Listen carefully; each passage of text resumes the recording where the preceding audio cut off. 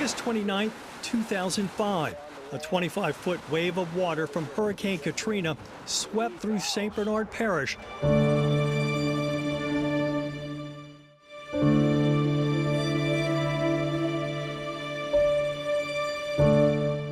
knocking homes and businesses off their foundations and swallowing entire subdivisions. I went out to the front porch, and my porch is 3 feet high. The water pushed me off, and I swam to the people across the street. When I got across the street, it was on the gutters across the street. I climbed up on the roof.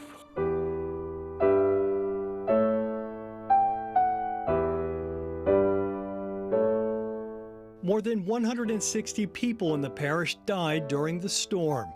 Terry Petrie's mother, Joyce McGuire, is one of the names on St. Bernard's Katrina Memorial Wall in Shell Beach. Hey, Joyce, you home? I hope you're cooking red beans and rice. I'm coming in. He said it's comforting to visit the lot on Plaza Drive in Chalmette, where his family home once stood. Good times. Katrina took it all. I miss the parties. You know, we used to have swimming parties every weekend. You know, sometimes we have a little band come in, you know, play music, and I'd be bartending with a keg of beer. Petrie's mother suffered a fatal heart attack during her rescue. All gone. He was eventually pulled from the flood by a passing boat, taken to the parish courthouse, and evacuated to Baton Rouge.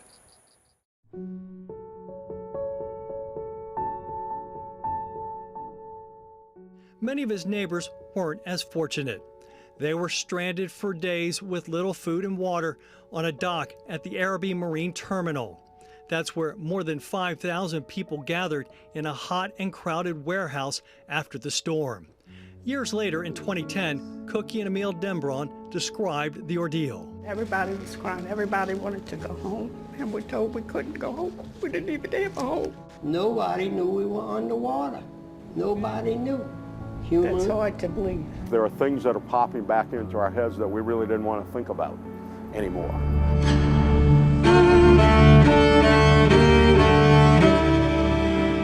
Attorney and business leader Walter Leger led a rescue mission from a pilot boat on the Mississippi River to save the St. Bernard evacuees.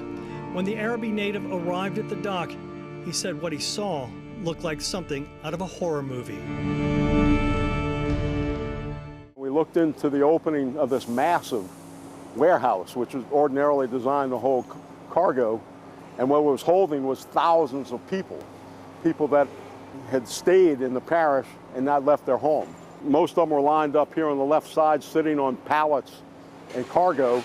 They looked like zombies. You can see the skyline of New Orleans over my shoulder. Eventually, Leger and state officials hatched a plan to use ferry boats docked at Algiers Point just upriver from here to carry the evacuees to safety. It was like, I guess, the Saints had just won the Super Bowl. People were cheering and celebrating and suddenly very, happy. There was a breeze on the river, finally. I saw people that I knew and we were hugging and, people were in tears and we just started. I don't know how many trips we made. The Dembrons admit they didn't know when or if they would be rescued. They took some pictures on the dock and inside the warehouse where they spent several sleepless nights lying on stacks of plywood. It was horrible. That's all I can say. It was horrible, horrible, horrible. Till the boats came, you just was there, surviving. And then once the boats come, well, then you felt like you were back in motion, getting better. Getting better, but the worst was yet to come. The evacuees soon learned the devastation they left behind was staggering.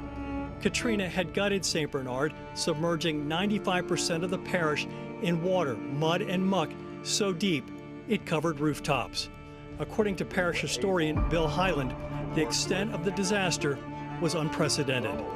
For the very first time in the recorded history of St. Bernard Parish, the full extent of St. Bernard Parish was flooded from the fishing villages in the easternmost St. Bernard to Araby. This had never happened in our history. Nearly all of the parish's residents left in the immediate aftermath of the storm. When an entire community is underwater, and every home is underwater, maybe with the exception of 10, and there's no schools, and there's no hospitals, and you've got to make decisions for your family, and you've got to move, you got to get your kid into school, and that happened. John Lane moved to Mandeville after the storm, but the pull of home was too strong. And I've decided to pack my family up after 9 years and come back here and do and try and serve and make a difference in this community, to rebuild it back. Lane is now the executive director of coastal operations for the parish. He said others like him are moving back and new families are choosing St. Bernard. Affordable housing is right next to the city with a great school system, a brand new state-of-the-art hospital, a fantastic police department, and a government that's doing everything they can to try and attract new businesses and rooftops. In recent years, St. Bernard has become one of the fastest growing parishes in Louisiana. The parish population is now around 50,000.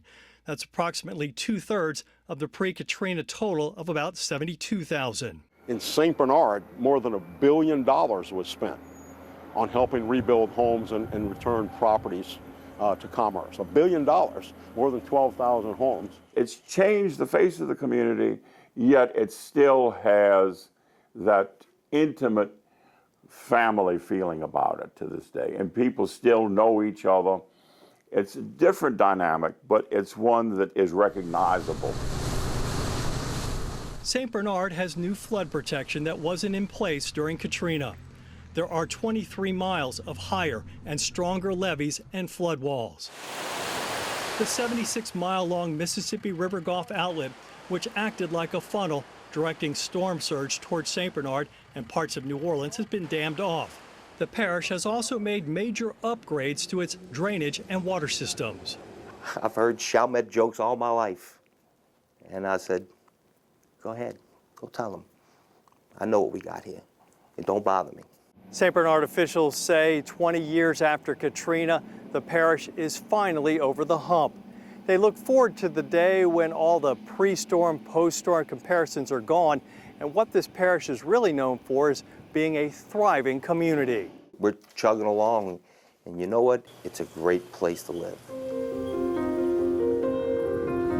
History will show St. Bernard is still standing 2 decades after Katrina, not because the storm was weak, but because its people were strong.